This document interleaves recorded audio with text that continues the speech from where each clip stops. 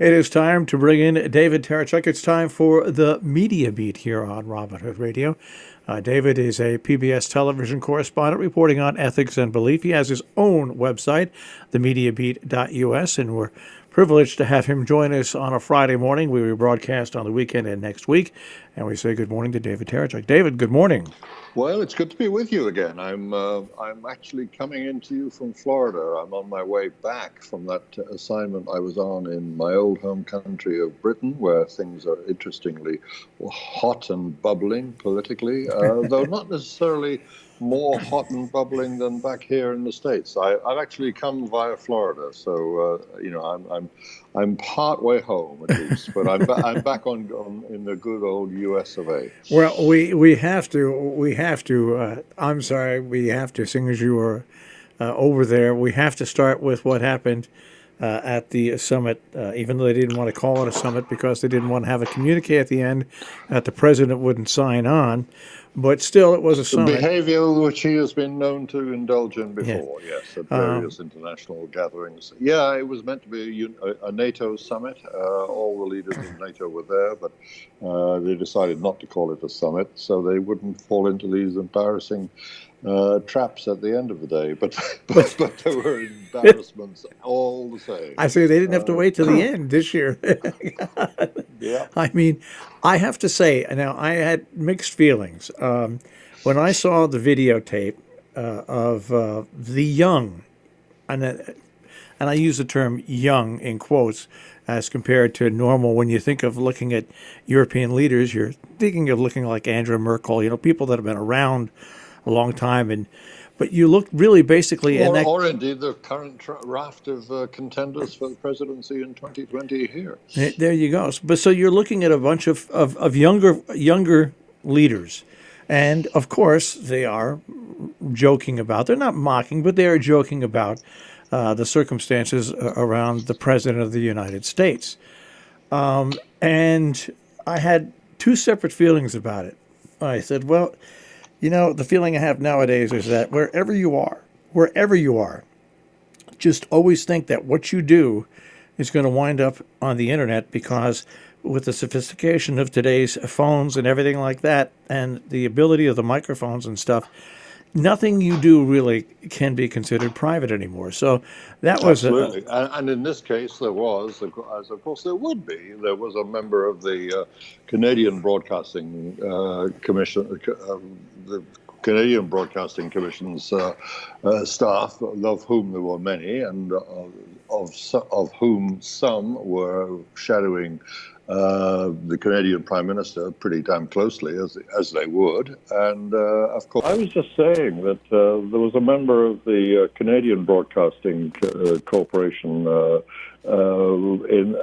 on hand, not surprisingly, shadowing very closely Mr. Trudeau, the young, as you say, Prime Minister of Canada, as they would, and, of course, trying to shadow him pretty damn close, and got access to this material, this hot mic material, and as you say, it is at our peril that we behave in a way that we wouldn't want to be on national television, and of course these national leaders, including Boris Johnson, by the way, bouncing up and down like he was on a spring, chattering away with the other leaders, and it was not vicious kind of satirical humor at the president's expense, but it was not favorable, and that was pretty damn clear. And of course, our president, who seems to have the very opposite of a thick skin, when he saw it,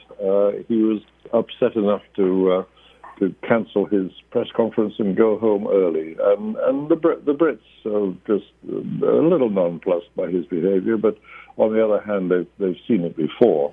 And in a way, people just took it as, certainly the British media took it as just another example of a petulant child who happens to be the president of the free world. The interesting thing about this is that we have had weak American leaders in the past, okay? Jimmy Carter, when he was president, was not a strong president, but still he was given respect wherever he went. This is the first time in my lifetime, and I've lived through the presidencies of, Dwight Eisenhower, John Kennedy, Richard Nixon, Lyndon Johnson, right on up. And there's always been a certain amount of respect that's been afforded the President of the United States, especially to the allies, not necessarily to people when they visit countries that we're not allied with. But it wasn't mean what they did, but what it showed is there is so little respect for the presidency of the United States right now. And not surprisingly, the media have been digging up, and it's not hard to do it, all the quotations from Trump himself from 2014, 2015, as he was gathering up his effort to run for president himself, where he said that the American president, meaning President Barack Obama, of course, at the time, was getting no respect around the world, and that people were laughing at us. It was what he said, and that's what we don't want. What have we got now? The president's almost 3 years into his presidency, and indeed, at the highest levels, people are laughing at this president. It must be very irksome for him, but of course, it's more serious for the nation as a whole in terms of what position we do take in regard to the rest of the world. And how much leadership we are able to exert. I think what people can realize now, even if they're Trump supporters, is why our network of incredibly talented diplomats in the diplomatic corps and in the international section of our country are just flabbergasted, because the lack of respect for the president sooner or later goes down to all these diplomats and all these other people that we have placed in all these other countries, where people look at them and say, I don't know whether I can believe what you're saying comes from the president or not. Sure, and on a practical level and much more serious level, we get it working out in instances like the president's sudden decision to pull out of northern Syria, or at least pull a certain number of troops out of Syria, and thereby green-lighting an invasion by Turkey, with all horrible consequences of that happened. People are confused about what the United States is doing, and they certainly don't have an awful lot of respect, or indeed, still less in instances like that, any fear of consequences for what they do. Because it might, result in some form of punishment from the United States, which used to be a very serious sanction in the world. If America was going to take a firm line with another country, that other country would feel it. That doesn't happen now, not even in Iran, despite all the hot and bothered huffing and puffing from the president and the White House. Same goes for North Korea, and it would appear to be going for China as well in a big confrontation over trade. It's just, and then when you switch back to the good old United States itself, and you go to the Capitol, and both parties are sucked into this. One party trying to defend their president, and another party trying to point out that the president has done things that go contrary to the office of the president. And I'm putting it that way because I'm not saying necessarily illegal, but when you look at the history of the presidency of the United States, what's expected, what's not expected, and what the rules of impeachment are, this does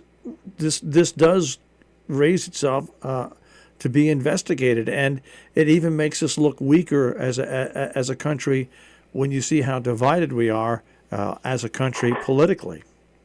Looking at the country from outside, as I've been doing, and discussing it with members of what the British themselves still call the establishment. I mean, off-the-record discussions I was having with people in and around government. There's been an interesting idea starting to take some currency.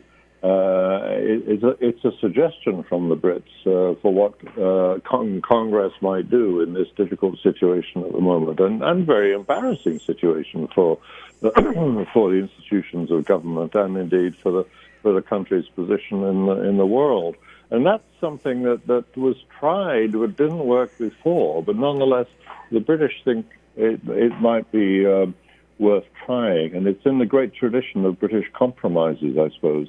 It was an idea that was tried out and didn't work ahead of Clinton being Bill Clinton being impeached in 1998. Do you remember that former presidents, a bipartisan approach by President Ford, Republican, and President Carter, Democratic, that Congress should try something a little clever, which was to stop short of impeachment.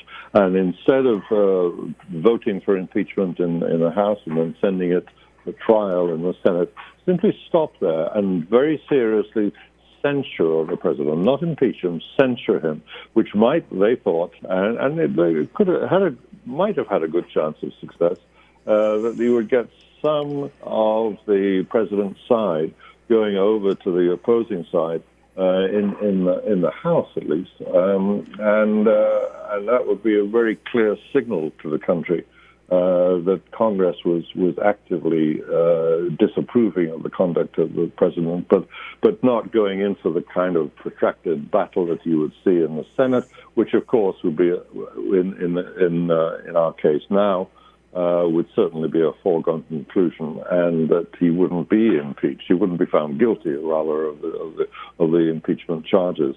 It's an interesting idea. I don't know how much. I wonder how much the Brits who are suggesting it now are taking into account the sheer bitterness, partisan bitterness in Congress, and even though people might be grateful for the chance of going not as far as the extreme of impeaching him and trying and failing to find him guilty, that this would be some kind of halfway house that could be settled upon. It's probably not a strong starter, but it's a suggestion from some constitutional experts who know what they would do if they were in the same position. But of course, the Brits are not, and they have a very different democratic tradition from the United States. Well, it's not going to happen in the House. The only way it could possibly happen, a censure could come up where it might happen, because a censure, if it was brought up as a distant piece of legislation, I think would only require 51 votes. And that's right. You probably could get enough Republicans to slide over to approve censure, but Mitch McConnell's not going to allow that to happen. I think Mitch McConnell is. And the Senate, most of the Senate, and if not 99% of the Republicans in the House, just will back this president no matter what. So it's going to be very interesting to see what happens. Yes, he's going to be impeached. Yes, the 99.9% probability the impeachment will be dismissed by the Senate. But the one thing about impeaching a president, I mean, when you think of Bill Clinton nowadays, I think Bill Clinton will still go down as a successful president. But here's a man who was disbarred, who went through the embarrassment, and will always have on his record that impeachment, whether or not it was followed through on or not. That's always, when you speak about Bill Clinton as president, impeachment and that horrible episode always comes up. And that will have a very hefty asterisk against his name. Yes, absolutely. And that's what will happen to Donald Trump. It will just signify that his presidency had this happen during it. So that's why I think that going the whole route of impeachment, even though you are not going to get the conviction in the Senate, you've got to stand up so other presidents in the future will realize, do I go down this road? Or do I not go down this road? The President of the United States has decided to go down a road which is basically obstructionist, not letting any people or any papers or documents come through over executive privilege. And so Yeah, and don't forget, of course, that he decided to go down the road of pursuing his own personal interests, personal political interests, through the mechanism only open to him because he was the president of the United States. A clear transgression of his oath of office. You make a decision when you decide to go in that kind of direction. And of course, the doubling down on it and making sure that no cooperation with Congress is allowed for anyone involved in the administration is one way of underlining that. And if anything, it's going to make the impeachment process all the more determined to get as far, at least, as it can. There is one thing that the press isn't covering, that they covered it very weakly, which could blow a hole in this whole thing, and that is, I do believe the president has made a mistake by immediately going to the Supreme Court about his bank records, because if the Supreme Court does take that up on an emergency, as a direct request from the president, and that turns out not well for him, where his financial records will be released, that's one thing that could blow a hole in this whole thing, that could blow this whole thing sky high. I'm surprised that he's requesting it because, he could just wait for everything to work out and then once again have the Justice Department request it. But it's going to be to me, is going to be very interesting to see what happens over the next 30 days. I mean, the next 30 days. Raising the question there about how wise is that for the president to be doing, it suggests that he's a man who works tactically. It seems that he can be very erratic, even if he's very determined. And dealing with the case running through the courts of law at the moment and ending up, as you say, in the Supreme Court, is an opportunity to be tactical if you want to be. And as you say, he could just run out the clock on it to some degree. But that doesn't appear to be in his nature. And in this case, as in so many cases, he's acting like his own worst enemy, or as Pelosi might say, not while she's still around. People just don't have great memories, David, because if you go back to the Gore-Bush election, the Supreme Court took this as an emergency ruling, and they acted on it very quickly about whether or not the vote counting can continue. So the Supreme Court can take the president's request very quickly. And it's going to be very interesting to see how that has any bearing in what's going on. It's just we might see absolutely the truth of the president's financial dealings, and that I'm sure will have an effect on the overall pursuit of his malfeasance, his alleged malfeasance in the impeachment process. Yes, it's bound to, isn't it? All I can tell you is I've been active in following politics basically since Robert Kennedy and Eugene McCarthy caught my attention many, many years ago as a high school student. And I can tell you, I don't ever remember, even during the civil rights crisis, and I know it was horrible, but at least during the civil rights crisis, you knew there was a right side and a wrong side. There was a right side of history and a wrong side of history. And it hasn't won out completely, but at least the right side of history has moved the country further along than it would have without some very brave African Americans basically giving up their lives to move that forward. But this is a stain on America, what's going on right now, which is going to take, and I hate to quote Joe Biden, but it's true, it's a stain that is going to take a long time to get rid of.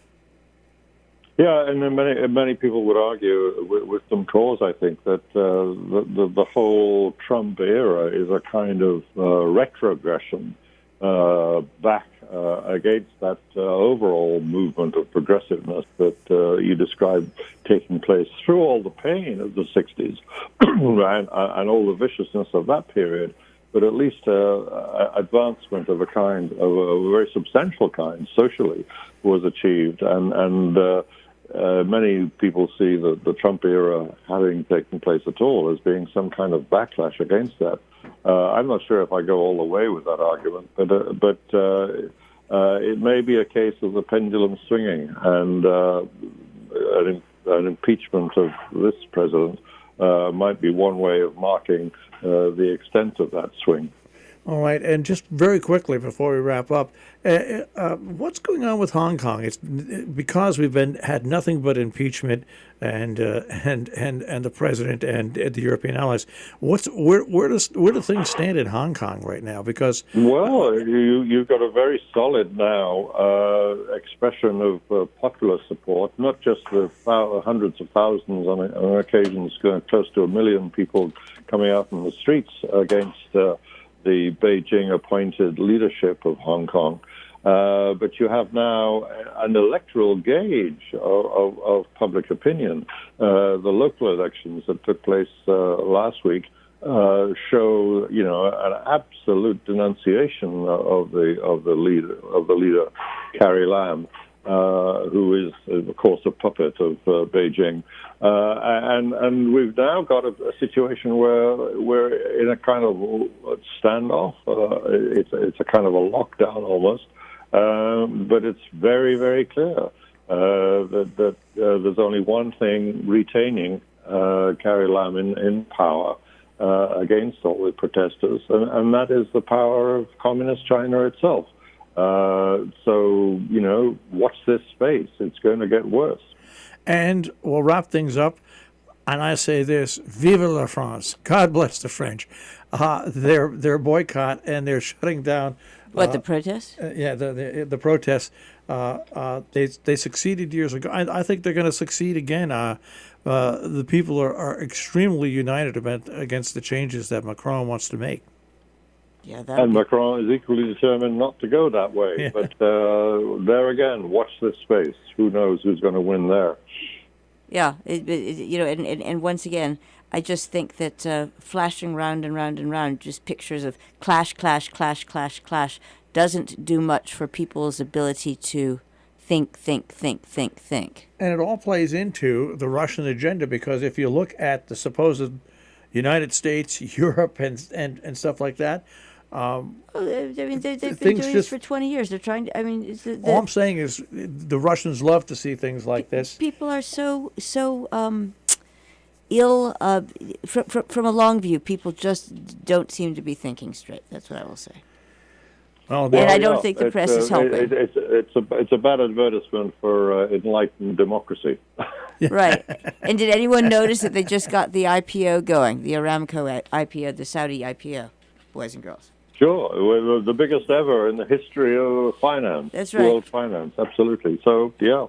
These are stirring times. Did anyone say 9/11? I just thought I'd throw that out. Okay. What, Saudis in 9/11, right? All right. Yeah. Well, all I can say is, as Walter Cronkite used to say, and so it goes. How about good night and have a pleasant tomorrow? Thank you very much, David Tereshchuk, the Media Beat. We'll be back with you next week. Bye-bye. The Media Beat with David Tereshchuk is heard on a Friday morning and rebroadcast during the weekend and during the week during our noon hour here on Robin Hood Radio.